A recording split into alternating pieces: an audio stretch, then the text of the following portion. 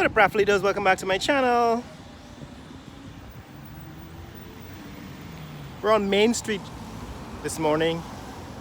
Main Street in Georgetown. This is the Ministry of Finance building. Ministry of Finance is directly across the street. That's looking south on Main Street.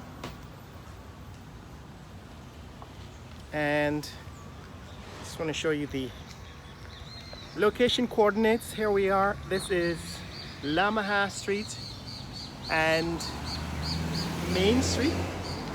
All right, so it's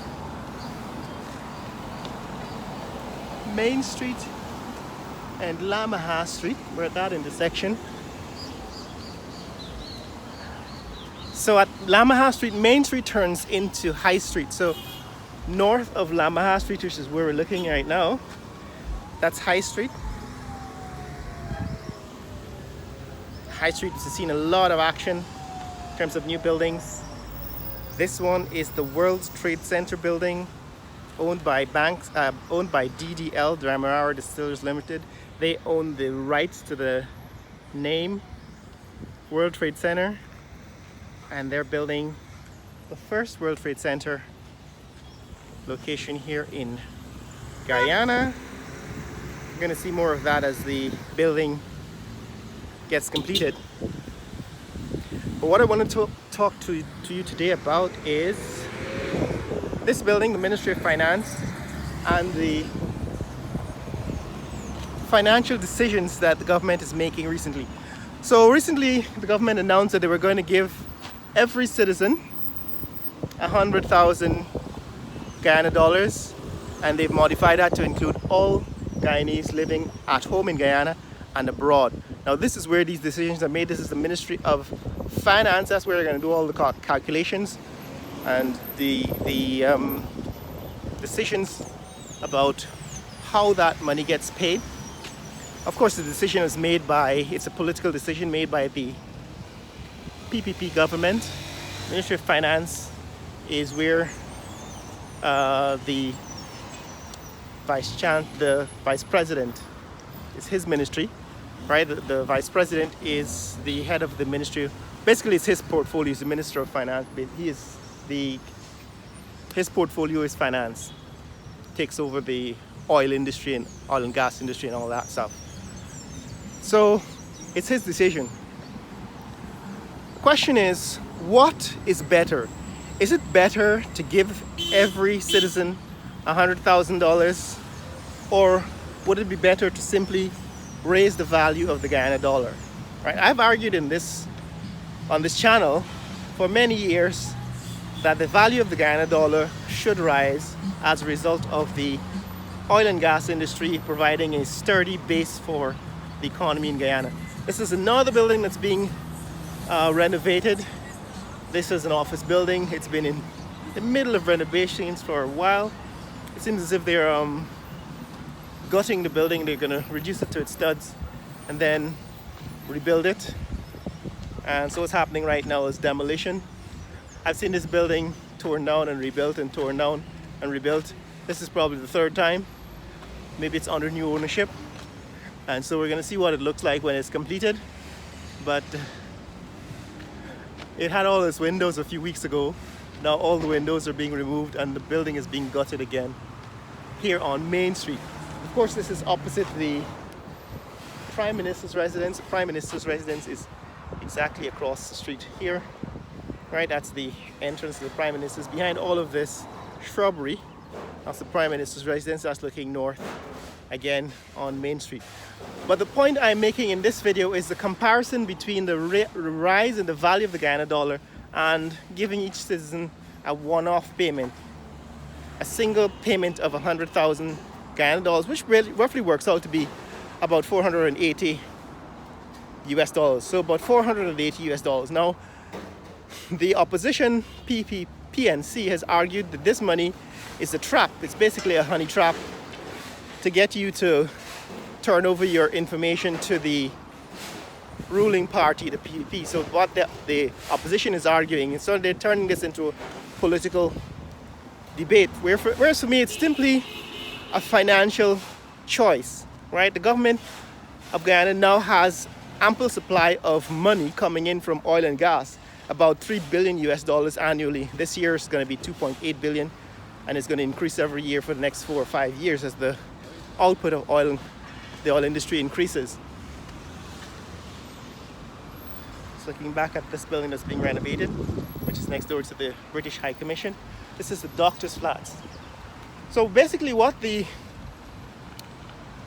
opposition PNC is saying is that basically the government wants you to sign up to give your information, your identification, wherever you are in the world if you're Guyanese citizen. They just want to keep a track of you so they can get a record of you. And in order for you to collect this $480 US, you're going to have to enter a database. You're going to have to enter your information into this national database where now the government of Guyana is going to keep track of all of your identity markers. So now they know where you are and so on. They know who you are, whether you're living in London, New York, or Toronto, and so on. And they're arguing that the government can now use that information against you. They can use it to rig the election, or they can use it to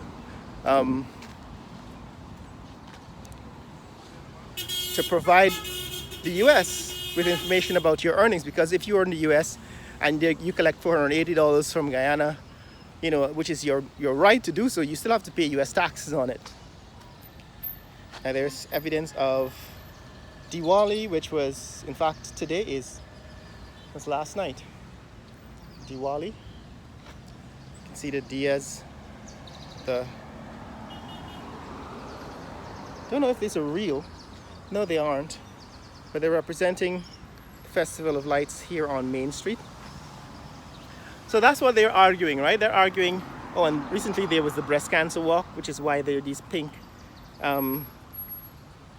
decorations on the trees. You can see on the trees there's some pink ribbon.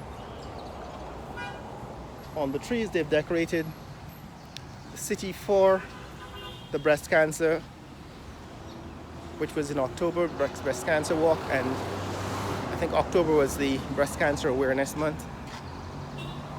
And Diwali, which is the Festival of Lights, was celebrated yesterday. So there's still evidence of the celebration on the streets. So yeah, the argument is that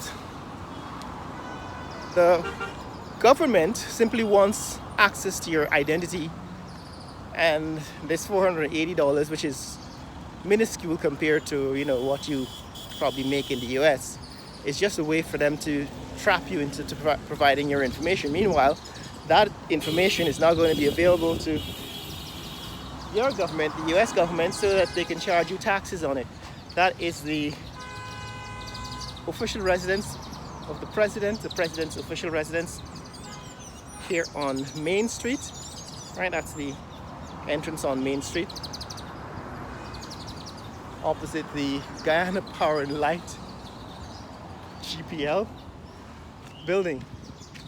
But my argument, guys, is that instead of all of this song and dance about giving Guyanese $100,000 each at home and abroad, you know, and the arguments for and against it, rather than get into a political argument about it, why not just make it a purely financial discussion? And that is the value of providing one-off payments is minuscule compared to raising the value of the Guyana dollar.